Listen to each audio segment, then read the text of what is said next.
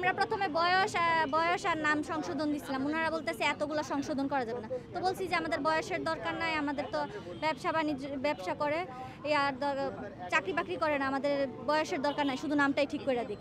ওনারা নামটাও ঠিক করে দেয় না, বলে যে হয়ে যাবে, বাসায় যান, মেসেজ আসবে, কিন্তু গেলে পরে মেসেজ যে মূল্যায়ন করে না, ক্যান্সেল করে দেয়।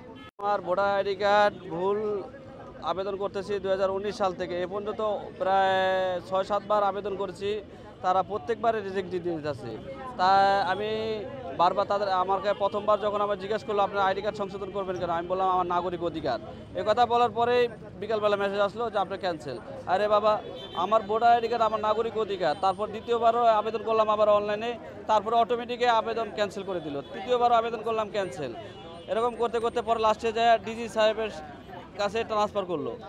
আমি বললাম যে পরে লাস্টে ডিজি সাহেবের কাছে আসলো, ডিজি সাহেবের তো সাথে দেখাই করা যায় না, উনি তো খুব ব্যস্ত মানুষ, উনি দেশ চালায় আর কি, বাংলাদেশ পুরোটাই চালায়। উনি 2019 সাল থেকে পর্যন্ত তার সাথে আমি দেখা করতে পারি নাই।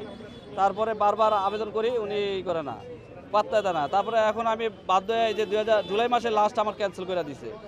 আমি তার এই কারণে বাধ্য হয়ে আজকে আমি এখানে আইসা দাঁড়ালাম। এ পর্যন্ত নির্বাচনে আমি 500 কি 1000 বার আমি এখানে নির্বাচন কমিশনে আসছি, কিন্তু মানুষের সময়ের মূল্য আছে, সময়ের দাম আছে। আমি 500 বার যদি আমি না আসতাম তা আমি অনেক আগে যেতে পারতাম। যাই হোক, সেটা বিষয় না, বিষয় হচ্ছে হলো তারা মানুষকে সরকারি যে কোনো সংস্থাগুলো মানুষকে ভুল করে, তারপরে হচ্ছে হলো হয়রানি করে।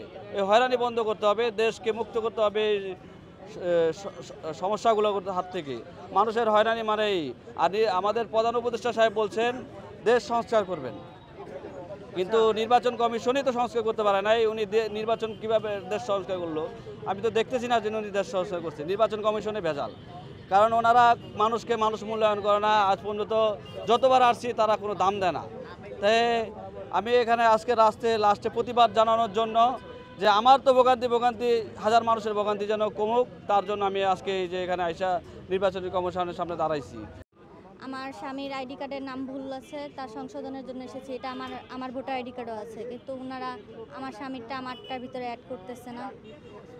সংশোধন না করার কারণে আমরা আমার বাচ্চাদের স্কুলেও ভর্তি করাইতে পারতেছি না, জন্ম নিবন্ধন করতে পারতেছি না, বয়স বাড়িয়ে যাইতেছে।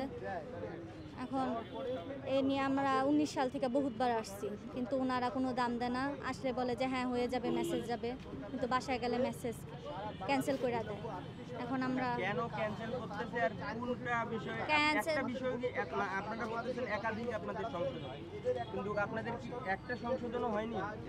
না।